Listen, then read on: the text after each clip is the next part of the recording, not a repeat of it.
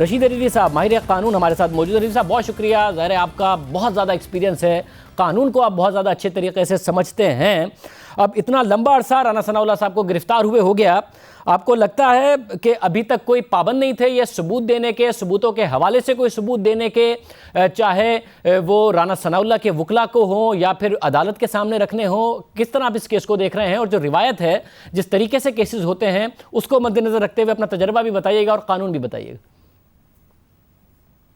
देखें, अगर चालान आ गया है तो नेक्स्ट स्टेज होता है फ्रेमिंग ऑफ चार्ज का, और फ्रेमिंग ऑफ चार्ज से 7 दिन पहले ये प्रोसिक्यूशन पे मैंडेटरी है, ये उन पे लाजमी है कि वो तमाम गवाहों के 161 के स्टेटमेंट, मशीरनामे और ये तमाम डॉक्यूमेंट्स जिस पर वो रिलाई कर रहे हैं चार्ज साबित करने पे, वो चार्ज फ्रेम होने से 7 दिन पहले उनको हर हाल में प्रोवाइड करना है।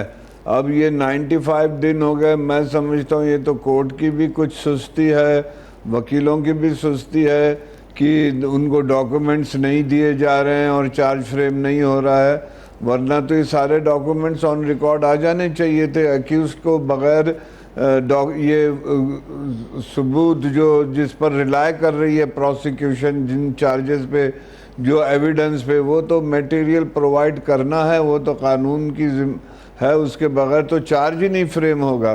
ये ऐसे केसेस में जहाँ पे रिकवरी हो गई है, ऑन द स्पॉट विटनेसेस भी हैं, 2 गवाहों का केस है ये जो मशीर हैं, और एक आईओ का केस है। ये तो मैं समझता हूँ 90 दिन में चल के ख़त्म हो जाना चाहिए था, फैसला हो जाना था इस तरफ या उस तरफ। इन केसों में ऐसी देर नहीं लगती है।